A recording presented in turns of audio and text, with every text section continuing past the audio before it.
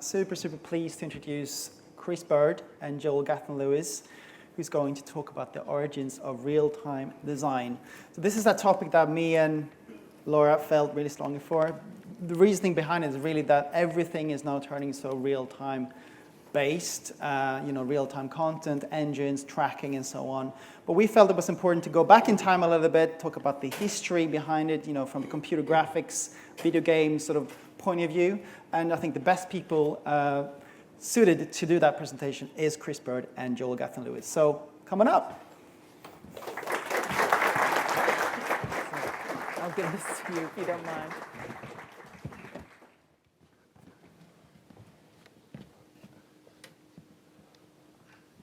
Hello, everyone. Hello. Good morning. I'm Joel Gethin-Lewis. And I'm Chris Bird. Before we get started, if anyone wants to have these slides afterwards, you can just use this QR code and it'll take you to all the slides. And anything that's underlined in blue is this wonderful thing called a hyperlink that works on the World Wide Web. I don't know, some of you might have heard of it. And that will give you links to all the references and everything else like that that's in this presentation. We'll be putting that up at the end as well, so if you haven't been fast enough on your camera trigger finger, don't worry, there'll be another opportunity at the end. Yeah, so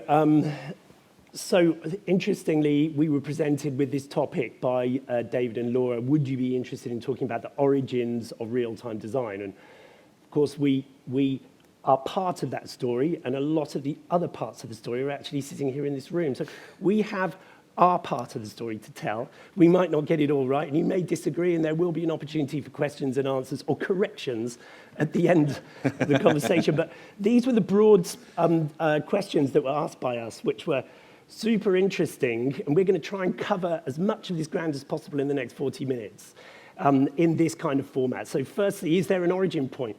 Is there one? Well, we're going to argue about that, probably, me and Joel. Yes. And present 4 or 5 different origin points, and perhaps there's more than that. As I say, it's just from our perspective. What are the driving factors that led us into our work? What aspects of the computer graphics history facilitated our entering into the industry? And what are the critical building points that advance real-time design today, of which there are hundreds. So we've got a short selection. And lastly, we're going to talk a little bit about how, being part of that story, we've adopted taking risk in terms of delivering the events and the productions that we've been part of, and in some cases with some of the people in this room, where we've shared that risk in order to put one foot in front of another and develop the tools that we use today in the case of real-time design. There'll be some war stories at the end. Yeah. Critically, though, everyone's got a different perspective. What is real-time design?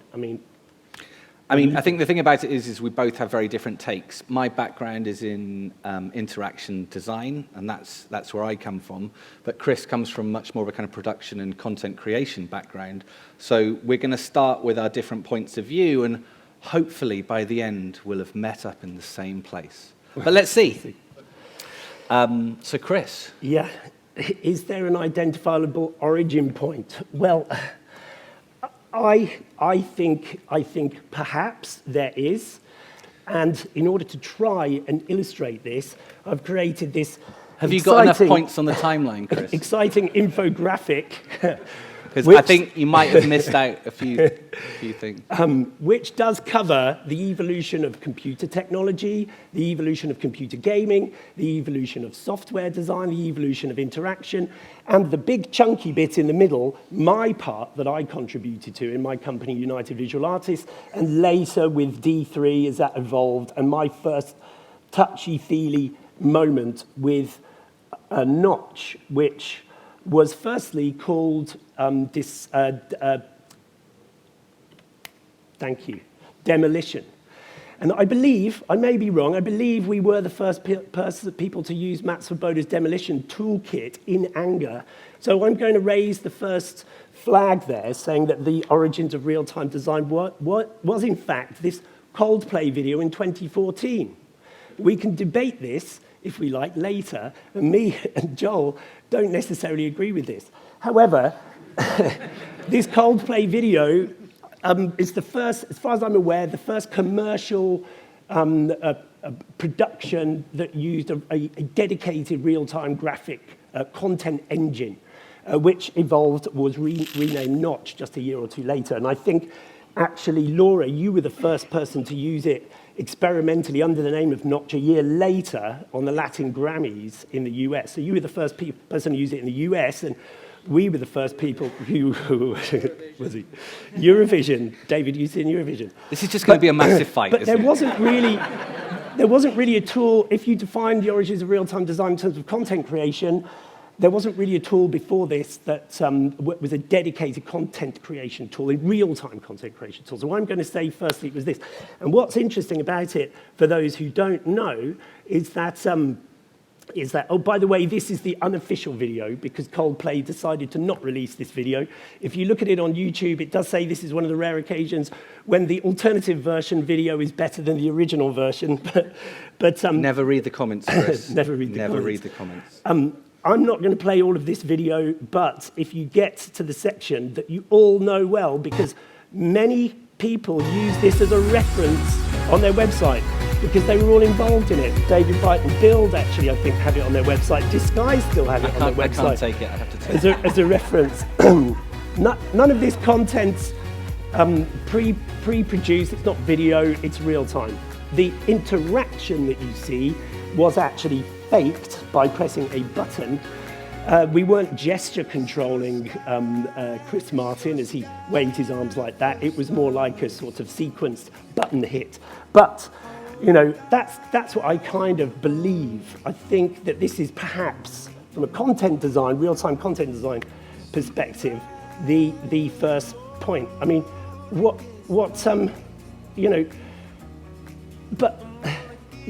There's so many points, though. We're going to find out more points as we go along this presentation. I'm going to save everyone by getting away from Chris. So that's my first sort of position. And Joel has different ones. I mean, what Joel led you into this work? And then what sort of references, inspirations, mentors, perhaps, sort of encouraged you to get involved? And well, my first big breakthrough was getting a Commodore Amiga. Did anyone else get a Commodore Amiga?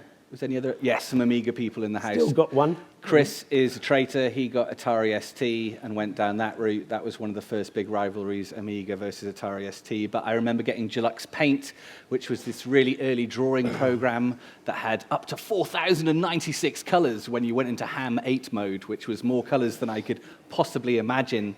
But then also playing games, these extraordinary games, Civilization, Speedball, Xenon 2, Monkey Island, Flashback, Syndicate. And all of that led me to getting work experience in 1994 when I was 14 at this company called Bullfrog Productions. I did 2 weeks there as my first bit of work experience. That was very, very exciting indeed. I was shown a prototype of a Nintendo 64, and that completely blew my mind. But I spent most of my time working on Theme Hospital and Dungeon Keeper, two spectacular kind of simulation games. Would you say, Joel, that computer games are real-time design? Yes. Yes. Yeah, because I think a lot of this comes from game engines, right? Because they have been the way of they were forced to do that, right? Because of memory and other constraints, they didn't have the capacity until CDs and other higher capacity storage things came along to store things. So they had to be generative. They had to do those kind of things. But the big breakthrough for me after I did that work experience at Bullfrog was I had this amazing experience after I finished my A-levels in 1997. I read Neuromancer by William Gibson. If you haven't read Neuromancer, you need to read it because all of the executives of Meta have read it and they seem to be determined that's the world they're going to make. Even though it was a dystopia, they didn't pick up on that one. Blade Runner, and then I listened to OK Computer by Radiohead, and in that 2-week period after that, I knew I was going to work with computers for the rest of my life. Because I was moved up a year when I was 8 years old, I knew I should be of legal drinking age to go to university. I was at least that smart to realize that. And so I went and had a year working at IBM for a year before I went to university. And that taught me a very important lesson, which was I could never work for a large company. and meetings about meetings was something I couldn't possibly do. So I spent a lot of my time playing a lot of GoldenEye on the N64, which was very worthwhile time, one of the greatest games of all time. And then I went on to do maths and computer science at Imperial. And there, I found out about the work of Golan Levin, and he's the biggest mentor for me. I emailed him, he emailed me right back. That was kind of extraordinary. But he was doing a lot of work at this research center called the Aesthetics and Computation Group at MIT Media Lab. And if you look back at that link there, you can see the history of the work that was going on there in the late 90s. And they really were pioneers of real-time, generative, interactive systems. And I combined that with my love of mathematics and design to go and do an MA in interaction design at the Royal College of Art. Now, while I was at Royal College of Art, I was trained to use this system, Macromedia Director. Did anyone else in this room learn to use Lingo? Yeah. So it was an absolutely amazing bit of software. No one, I teach a lot now. None of my students believe me when I said that in the early 2000s there was real-time 3D with real-time physics and audio and camera interaction happening on the web. And we haven't even got back to that. I'm such an old man already. Oh, God, it was better in the old days. But anyway, I got trained in Lingo and Macromedia Director, and then that got promptly bought by Adobe and cancelled for Flash, so I realized I had no opportunity to earn any income after that. But after that, I went and worked at Fabrica, which is this amazing research center in the north of Italy. I was brought there by the sadly departed Andy Cameron, who was another interactive pioneer, set up an amazing studio called Anti-ROM that's kind of forgotten now, but did a lot of the first kind of retail interactions, a lot of work with Levi's and things like that. Anyway, while I was there, I got obsessed about this video that I got emailed. And I got emailed this video from a friend of mine, and I could not believe it. It brought together absolutely everything that I was interested in. It had fashion, so it had glamour. It had design. It had this beautiful aesthetic. It had this amazing soundtrack. And most of all, it was all built in real time. What you're seeing here is the projection that was made for a fashion show that was live projected onto the bodies of models as they walked down the catwalk. And it used a system, a computer vision system, which you'll see being brought to life right now, that enabled those bodies to be tracked in real time. And the thing that was really exciting about this was that it made a feedback loop between the audience, the performers, and the media system, the projection system in the space. And as soon as I saw this video, I knew I had to work with whoever had made this. So I started stalking them. I got really desperate. I started faxing them. Do you remember faxes? I love faxes. I started writing them letters. I started calling them up. I started emailing them. And they kept on saying, no, we don't take internships. We don't take interns. There's only 3 of us. We're down in Chapel Court in London Bridge. Don't bother. After a few months of this, I got my flight back from Italy, caught a taxi directly to their office and said, you're giving me a job. 2 weeks later, I was on the road with U2 on their tour in 2005. I'd never worked on a gig before. And spoiler, that was United Visual Artists and Chris Bird and Matt Clark and There's Ash another Larry. backstory to the actual interview, We which won't- I can't tell you about. Yeah, you can ask us about that later. Which did involve a Then just move six-pack on, of just beers. move on, just move on. just move on. So Chris, what were the driving factors that led to your career? Well, before I actually do that, I've got to show you, I've actually got a secret video which does show the end result of that project, which is actually the shots made by the fashion designer Hamish Morrow of the actual graphic content that was projected during that fashion show, which were actually printed on the fabric. So there was like an added layer of feedback loop there, you know. So this like real-time tool we made to distract and distort the live camera footage in order to create the projection was actually used to create the fashion. So it was like fashion creates art, creates fashion sort of thing. Another world first. another world first. But that was real time? Yeah, that was definitely real time. That was real-time filter created, custom filter created, which was one of the things that we used to do at UVA, and I suppose that's what attracted you. You could see that we were making our own tools. Yeah, to answer your question as to, you know, what my background was, I want to zoom in on this, where my mentors came from, where the sort of trigger points for me were. I want to zoom in on this part of the timeline because Because for me, in the 90s, after I left university where I studied biology, I became a club VJ. I started mixing visuals in raves. The British rave scene started in 1989, probably kicked off properly in 92, and I was touring around the UK with a CRT RGB video projector made by Celico with a bunch of videotapes in a brown leather case. It was very, very much sort of Heath Robinson with a homemade screen. And the reason I got into that was because me and my brother as teenagers, we recognized that there was no bands playing in our local town, and there was a hall, so we booked the hall, and we booked a band. They were called Pop Will Eat Itself, and it was 2 weeks before they released this single called Love Missile F-111. I don't know if anyone remembers that one, but it went straight in at number 10, and this hall that held 1,000 people. And how old were you at that time? 17. So you were booking the band that was about to be number one? Pretty much, 2 weeks before they broke through? Yeah, it was kind of a mistake, but we had no security, and the place got sold out. It was absolutely jammed, but great fun. And for me, that was like when I got really attracted to live production and putting on bands. And then we started managing a friend's band, and we got them recording. We actually got them recording in Abbey Road. We did a single there. I've still got it never went anywhere. They were called Tomorrow's Joy. We used to call them Yesterday's Sorrow. Tomorrow's Joy? Yeah, yeah. But we're touring around. So basically, I'm a band manager, I'm a booking agent, I'm a promoter, and I suppose that kind of carried on through my career in terms of managing the businesses, UVA, in the early part of what was then D3, in terms of the production, the legal and the finance and stuff. However, I had a lot of fun learning how to plug things in, because we quickly bought an Atari ST. You can see that came out down here. Where is it? Down here in 1986. And actually, the Cubase was released in 1989. And so we had Cubase, which is still around now. I think it's made by Steinberg. It's one of the earliest, perhaps nearly the earliest music sequencing programs. It's non-linear audio sequencing, and MIDI, which was also only released in 1983 when I was 11. And during this time, I had friends who were into graphics, and they were all into Amigas.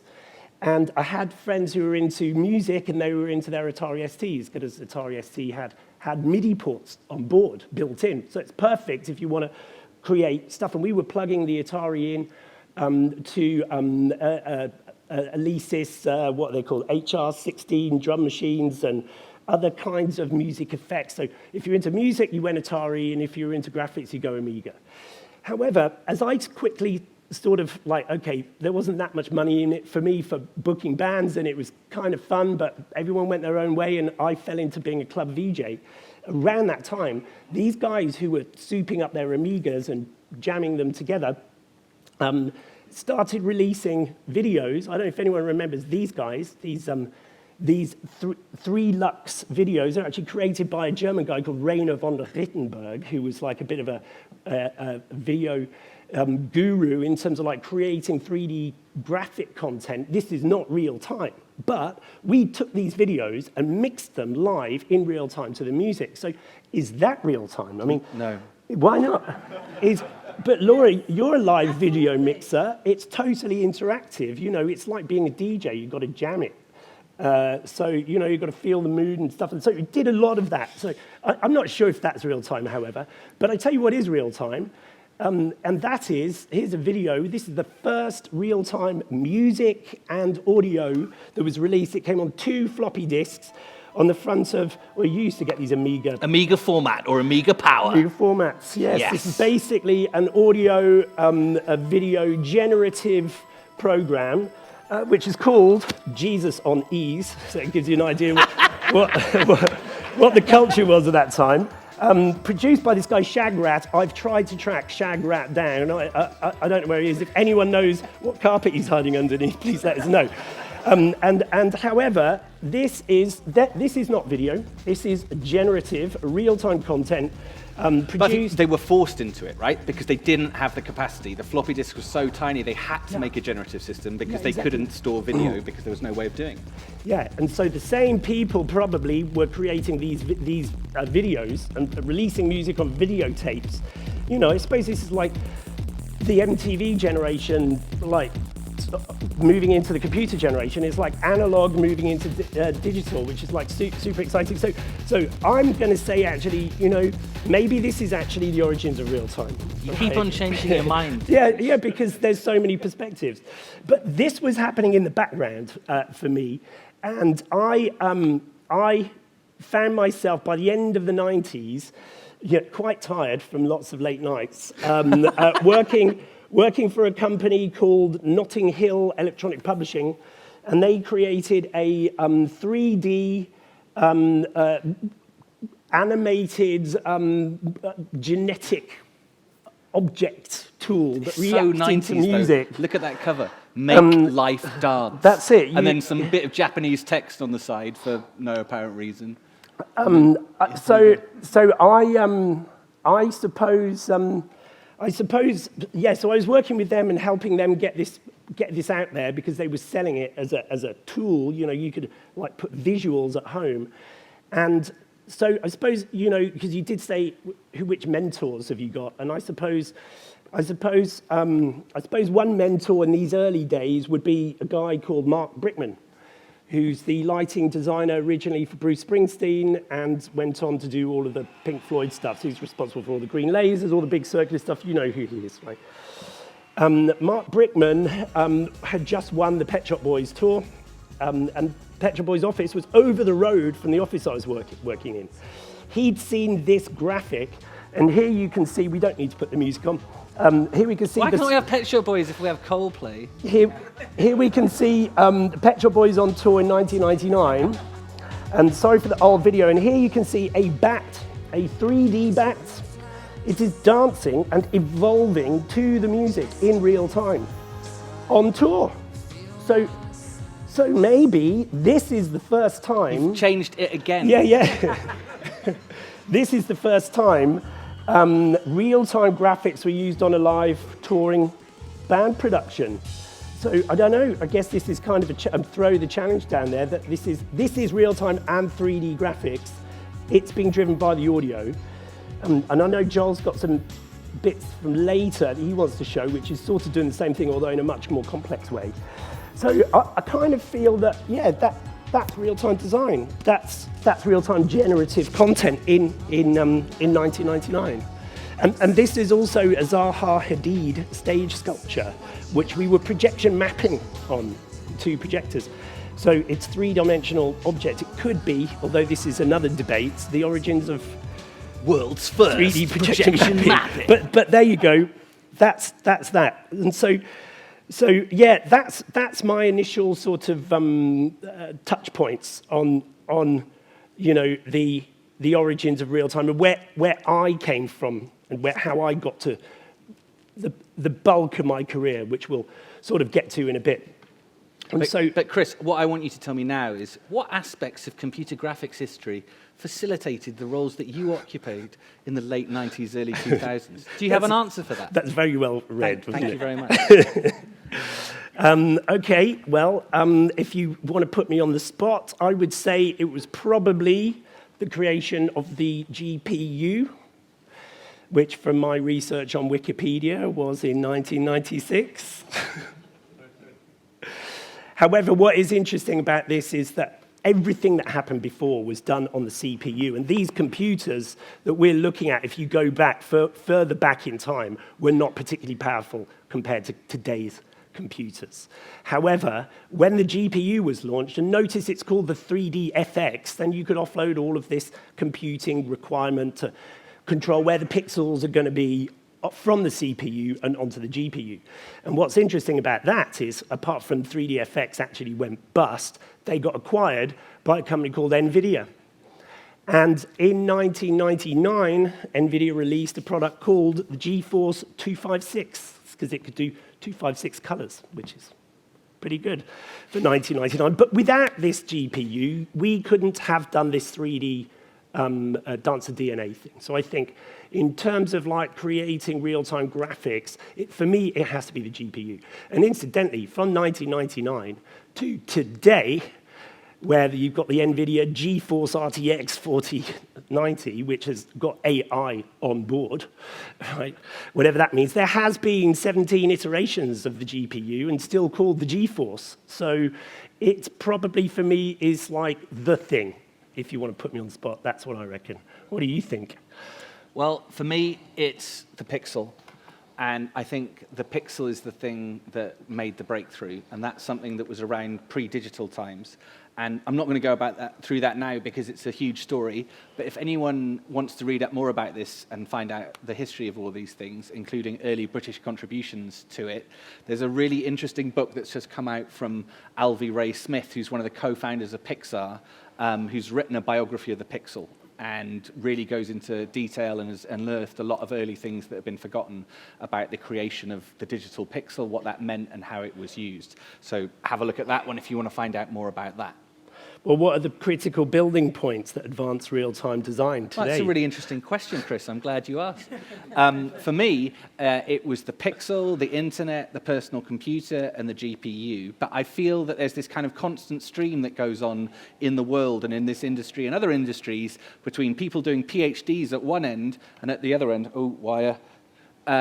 people making basically white box, white label software on the other side. So someone doing original research on one side and someone else at the other side saying, give me your logo, I'll stick it on a building and you pay me a set fee or whatever. And I feel like I've sat between those my whole life. And that hasn't been the best thing to do financially, but you know, we're all gonna die and money is the cheapest thing. And I think the most interesting thing is to try to put yourself in interesting places all the time. And I think that's the thing that's important. And after reading Neuromancer, I always had this love of this kind of romantic idea of a team of ninjas from lots of different crafts around the world, all being assembled, going together to make one amazing thing happen, and then going out into the world again, but using technology that didn't even have manuals yet. And I think it's interesting to be in that space. This was a project I did just after I finished at United Visual Artists in 2008, and in my humble opinion, it's one that still hasn't been bettered in terms of actually interactive projection mapping. A lot of the projection mapping I see out there at the moment is kind of the conceptual equivalent of projecting on a white sheet in your back garden. It's just playback. There's nothing interesting going on there. But the thing that's interesting here is going on is that we have real-time interaction happening between the projection and the people in the space. And that's the thing that's really exciting to me, this idea of the feedback loop between audience, technology, and space. And this was actually inspired by this project Messa de Voce from Golden 11, but I'll talk about that later on. Yeah, and so the conceptual idea here is the feedback loop. That's the thing that's really interesting to me, and I think that's the thing that makes for amazing experiences, and that's the thing that I'm interested in. And going back to my time at UVA, this was a gig that I worked at in 2006. And this is some music that I'm quite happily to put a bit louder. So you can see in this show, with the team at Massive Attack and the team at UVA, what we made was real-time software that allowed the band to drive the visuals. And the thing that was really exciting about that was that enabled the audience to participate. How were they driving it? By the audio. Okay. So the audio was being fed in, and then that was affecting the video and other generative elements in real time. But the thing that was really exciting to me about that, on my tour that I went on for the first time on my own, which was extraordinary to go out in 2006 with Massive Attack, this band that I loved, was to get this experience every night with Horace Andy singing, where he would start reacting, the crowd would start reacting, and then the stage would react with them as well, all in real time. And there was this kind of wave of cognition that I would feel every night out on the road, where suddenly everyone in the crowd would realize that they're not just there to be consumers, they're there to be active participants in the gig. And that makes for something that makes memories, and that's what I'm interested in. Are you saying from an interaction perspective, for real time to be successful, you have to have this feedback loop? Yeah, I think real time has to be there. Otherwise, it's just playback, it's just cinema. And, cinema's a 100-year-old medium now. It's a great medium, but I want to do new things. I want to make new things happen. And I think that blend of the analog and the digital is the thing that's really exciting. And I know there's some talks about XR later on and all these new augmented possibilities. I still think that reality is the killer app. So I'm just going to dash through some interesting pieces out there from computer history that you may not have heard of before. This is a project called Video Place, which was done in 1985 by Myron Kruger.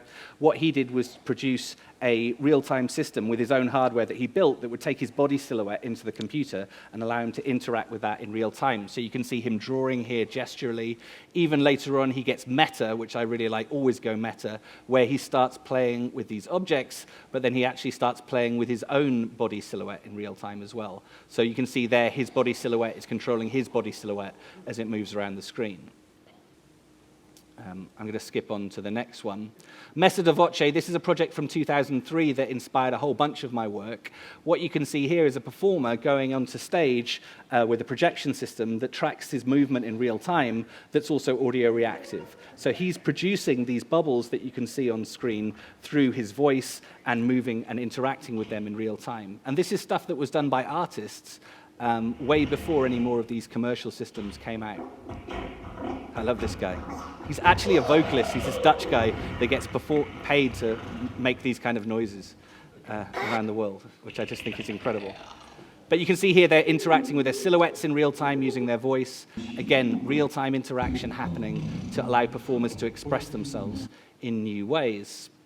Another one for anyone out there is working with more conventional or motorized lights. This was a project called Access by the artist Marie Sester that happened in 2003. Really simple installation. It was basically you'd walk into this gallery space and a spotlight would just start tracking you in real time. And wherever you went, you couldn't escape. You were the hero of the show. There's your pixel again then, I suppose. Yeah, there's the pixel. And then this was actually controlled over by the web users in real time as well, so they could interact and make it happen as well. Talking of projection mapping, this is still one that I don't think has been beaten. This is laser tag by the Graffiti Research Lab.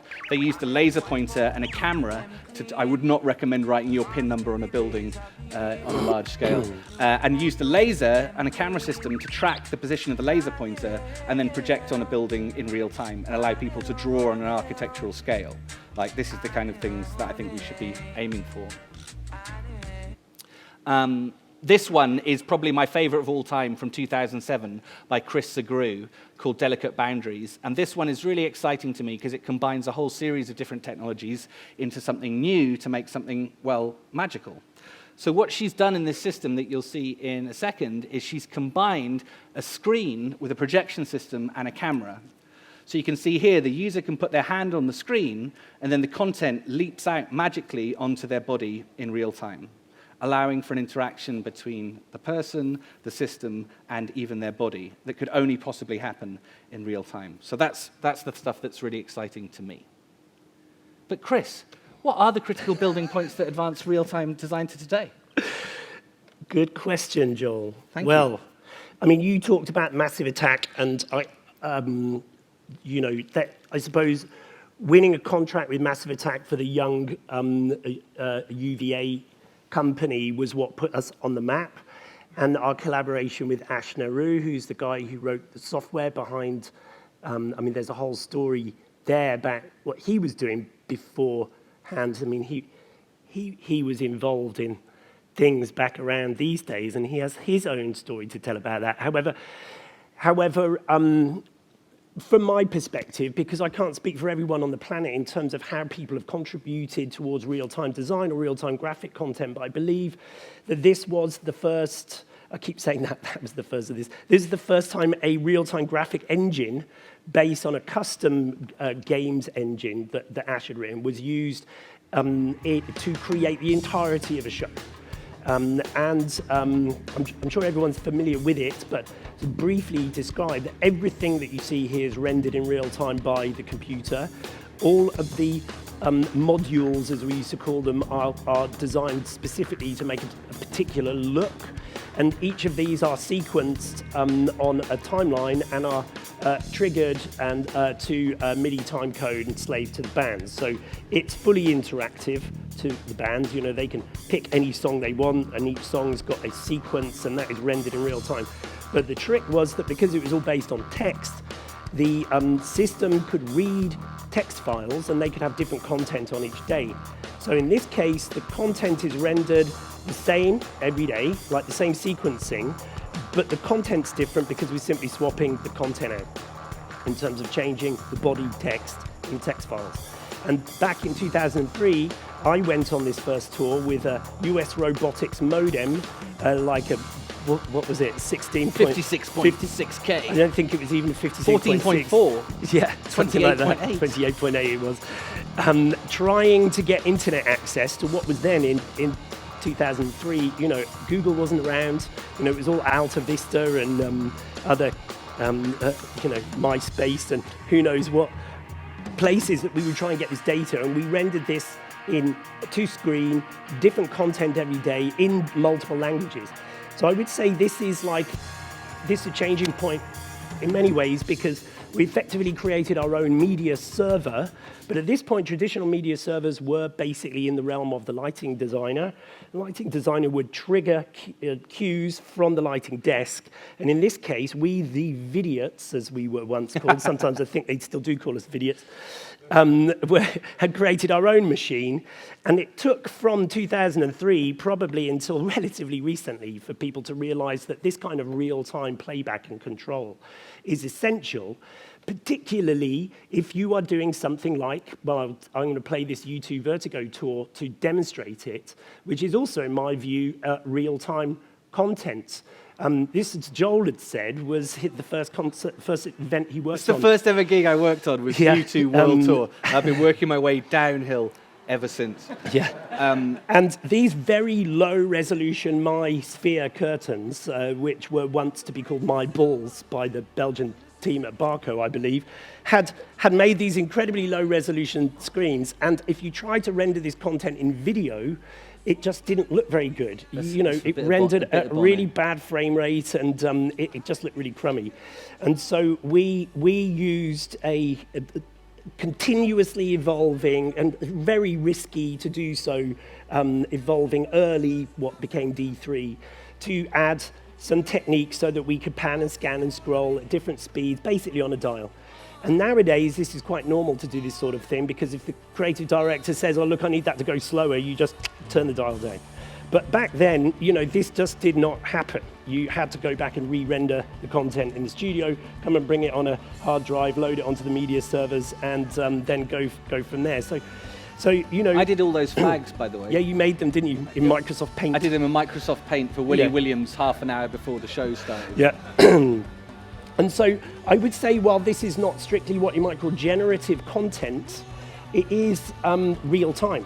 You know, it's real time because the speed and tempo of the motion of the content is controlled on a dial, and the computer is rendering that in real time. So the source content is in this case like a still image, but would you say that is real time? Wouldn't you? Yes. Okay, well, here's another example, which I absolutely love. And this is using, again, you know, we haven't got time to talk too much about the sort of crossover between what is, in some cases, you know, totally experimental hardware that could even come from the military, in some cases, or space tech, that some creative technologists have over the years experimented with. In this case, we're using a stereoscopic camera to capture these performers in real time.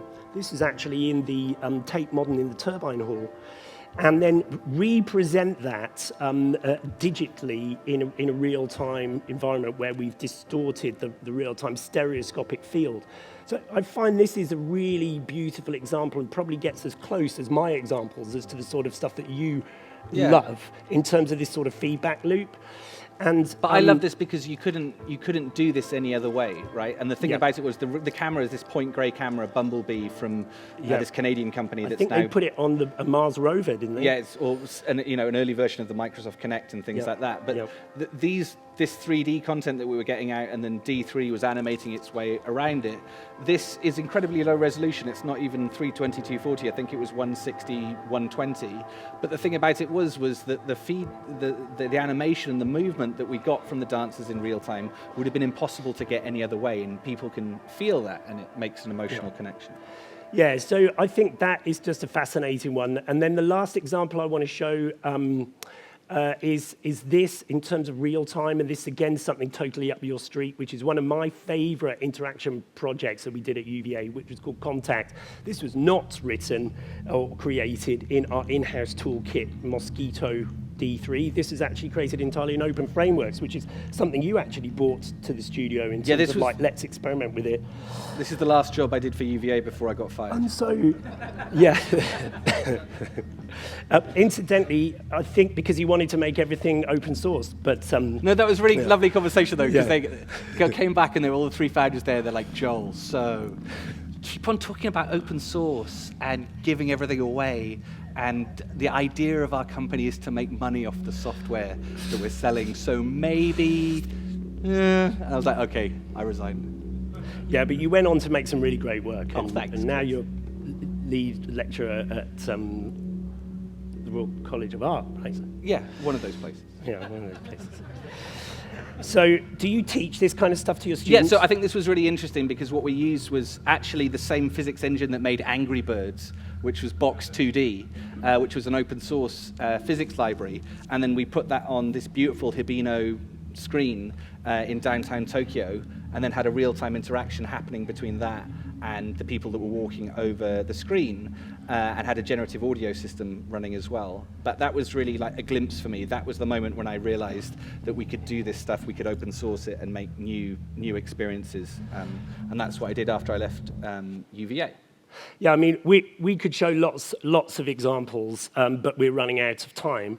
Other than before we wrap up by just swapping a quick war story each, I just want to point out that, you know, where are we now and where we're going to in the future is the subject of a further discussion from others. I know that Matt Ward and Ash and others will be at the end of this talking about the history of the future, and perhaps they'll give some insights into where that's going. And so we felt it would be good to sort of leave it at this sort of Unreal Engine notch point in terms of the timeline, because what's been done with that and what's happened with like camera tracking, motion tracking, screen tracking, which we probably were the first to do, oh no, we were on the U2 360 tour in terms of like Stop mapping it, you content. can't keep on having worlds first. We've got to wrap up at some point. And so I think we've determined that there's no definitive point where we can say real-time design originated. You know, some people might say it's computer games. You know, Pong in 1972 was, for me, real-time content. It's interaction as well. Real-time. And it's definitely real-time. But all of these technologies that we've employed in order to push the industry forward where we can, or at least push forward the interaction between us and the audiences we're engaged in, has required a certain amount of risk, because traditional platforms, traditional ways of delivering content, be it on VHS tape originally, Beta SP, moving to digital formats and playback under the control of the lighting guy, or totally in video department, has been an evolution in itself. But it's involved a lot of risk, and you wanted to tell your little crazy story where you got terrified. One of the things that working at UVA taught me, I think this was an Ashism, which was, it's never ready, aim, fire, but fire, aim, ready. And I was on the Massive Attack tour at the O2 Festival in Hyde Park, and it was being televised live on Channel 4 for 250,000 people in the space, and then millions other watching on television. And just before the show started, I had a hard drive failure on the computer I was using, so I went over to my hot backup, and then the hard drive failed on that one as well. And I realized, with Ash and other people standing over me and lots of very concerned important-looking people speaking in very hushed tones, I knew that this was quite serious because no one was shouting at me, and I knew it was bad that no one was shouting at me. And I realized that the only control I had of the entire stage lighting system was via the space bar, where I could turn all the lights on or all the lights off. And I did the whole gig turning all the lights on or all the lights off. And after that 40 minutes of total terror, I have never been scared since. And what was the risk we had there is that we were we videos guys, we were also controlling the lights. Double hard drive failure, like unlucky. It happens. It happens. It happens. I had a similar thing working with Basement Jacks at the same time when we first put a video engine in playback. We were actually playing back some video in this case, although there was other real-time stuff. Because we were so used to just doing real-time, low-res screens, when we moved to a big video platform, a larger canvas, putting the video engine in there actually caused it to totally and catastrophically fail. And it is entirely the most embarrassing thing to have happen if you're in charge of everything. I mean, Laura and David and everyone else here, you've all had your fingers on the button, right? And it isn't the easiest thing to do. Even though you've practiced it 100 times, it can be a bit nerve-wracking. But that's the nature of real time. And the nature of real time is that you have to trust in the equipment and the teams behind the equipment who plug these things in. And as things get more and more complex, as we'll find out from some of the other conversations that are happening, you know, there's many touch points, there's many failure points. And so our job, I suppose, as creative technologists or technical creatives, is to understand the limits of the system and work right up to the envelope in order to create the magic that we make. Thanks very much for David Byte and Laura Frank to inviting to us to this event. If any of you are nervous about asking questions or you think up a question later, you can always get in contact via my website or Chris's. As promised, the presentation is here. Live long and prosper. Thank you very much.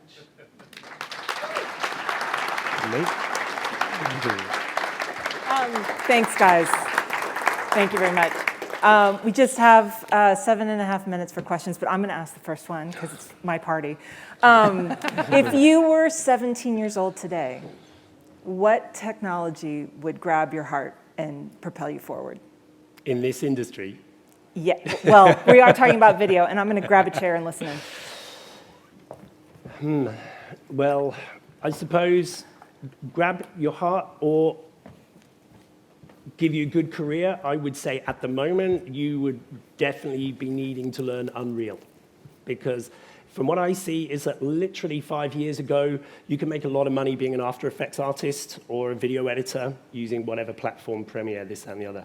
Whereas these days, I think you don't really see those kind of artists on shows so much, particularly when you're doing things the way we're talking about doing them in terms of real time. And now it's the Unreal artist who's the hot property. So I would probably advise them to get stuck into that. You feel the same? No, I would say learn to code.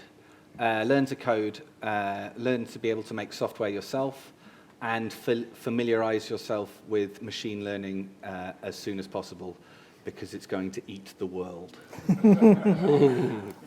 Do we have any questions from our stream? Not yet? Well, dare I say the floor now belongs to the room if anybody wants to challenge our origin points that we're talking about or ask other questions. Got their own origin point. Did we miss anything out? There's a mic going around, so if we can... We don't have enough time for this. that's why we're having social hour exactly. today. Do you think that the Philips CDI Interactive had any impact? Well, there were two, wasn't it? It was the Commodore CD-TV and the Philips CDI. I don't know if anyone ever played Zelda on the CDI. It was one of the worst Zelda games ever made. It was it was slightly non-linear video, but that was about it. There was a visual. Yeah, there was kind of a video background and then put. Ahead of its time for sure. I think there were other things as well, like Mad Dog McGree and things like that, arcade games that used laser discs to have playback and then some basic graphics on top. almost there, but I think, yeah, I'm much more interested. There's interesting blends that they did with video. There was also Microcosm by Psygnosis that was an early CD32 game, Rise of the Robots as well, that had kind of blend of stuff. But I think the general thesis of like game engines being the beginning of this and CDI being part of that story is pretty accurate.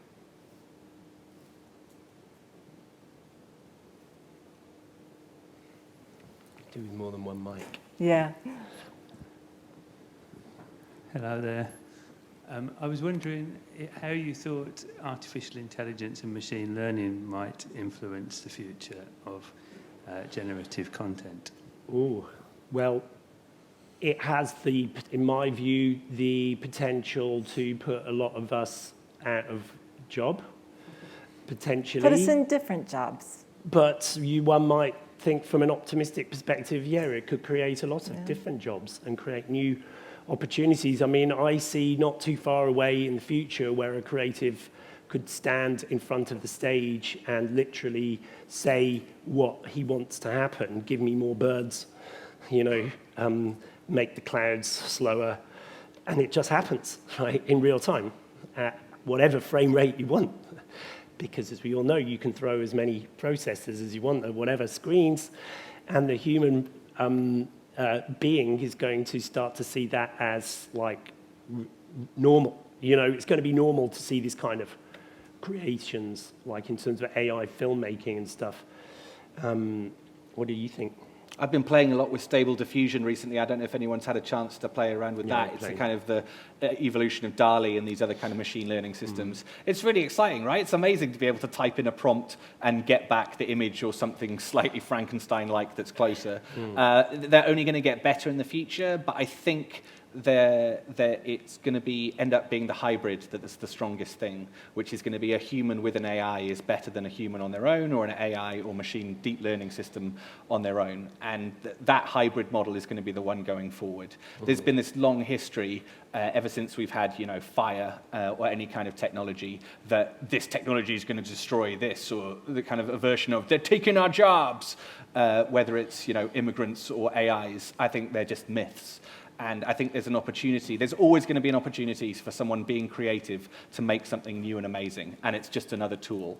So in the same way that I think we need to get better at relating to the non-human world, that will include both animals, species, and AIs. And so I think it's exciting. It's going to be amazing. I can't wait to see what happens. I, for one, welcome our new robot overlords, and I'd just like to get that out on the internet now for my grandchildren's sake. Free framework membership for, okay. Anyone else? Can we? Hi there. Just going back to the Massive Attack video and then moving forwards now. If you wear two hats, one as member of the public, punter, and the other hat as where we are in the industry, where do you want audience engagement to go? Where do you see that going to truly become live generative content? Where do you want the audience to be? Because if we sit here as punters, is it raising our hands? Is it tracking our eyes? Where do you see the future going that really allows audience to participate? Well, I see on some ways, particularly, what was forced on us from lockdown is that a lot of things went virtual, and I don't think that's a good place to be necessarily, and no one's cracked that nut yet in terms of like metaverse events, in terms of how engaging that is for an audience. And I don't think you can really take away the magic of actually standing in an audience or being in an audience with other human beings and sensing their anticipation. In flesh space. Yeah. But I think there's definitely a trend for artists, certainly for bands and any kind of production, to always try and raise the bar in terms of like adopting the latest technology, create better. But how far can you go with like always making something new with a new stage set or a new light or a new this, that, and the other? And I think fundamentally the message of the artist needs to come across no matter what the lighting or the screen technology. And I think a lot of really true musicians, I mean, just talking from the musical perspective, because it's like more my passion, is that, if they're good musicians, they could perform on a stage, with the most basic of lights, and they'll still create magic and contact with the audience. And so you can't get rid of that sort of live, that sense of live. how technology could enhance that. In some cases, I think it just like takes away from it. I mean, personally speaking, I'm not overly fond of like the Gaga experience versus like her Unplugged, if you know what I mean. So yeah, I don't know where it's going to go, but I think it's interesting. I think you can. There's a couple of things out there, right? I think if you look at something like Fortnite, that is mass interaction happening. Gigs have happened there. That's the kind of classic case study that everyone talks about. But in terms of interaction in the real world, like that massive attack experience with the audio reactivity, that when the crowd roared, the screen reacted, and then that made the band go crazy, and then the crowd and the lights, etc. The thing that was exciting about that was it didn't need an instruction manual. And I think the onus, the responsibility is on us as designers and artists and creatives to make experiences where we've done the work and the audience needs to just turn up and do what they do. So if you do the things that you already do at a gig, like roar or put your hands in the air, we react to those things. We're not handing out an instruction manual as you go into the gig. And that always disappoints me when you see an interactive installation or something else like that, and it's like, you know, a thing saying what you should do. Like, you've failed as a designer if you're having to tell people what to do. So I think you have to watch people, see how they interact, see how they respond, and augment that, add to that, rather than trying to get them to do something else because they won't do it. But I think we've only scratched the surface of what mass interaction can do. And you can't trust humans. Either in the virtual space or in the real space. But as with all these things, I don't think they're binaries. I don't think it's black and white. I think it's going to be grayscales. So it's going to be a blend of analog and digital experience that makes the most compelling thing. It's not going to be something that's completely analog or something that's completely digital. In the same way as machine learning, not something completely AI or something completely human, a blend of the two. And that's the thing that's going to work the best. Like with a band, right? You don't want just the drums, you want the rhythm section, and you want the singer, and you want everything else together to make something that's greater than the sum of its parts. Thanks, guys. That's where we need to wrap. Thank you. Thanks.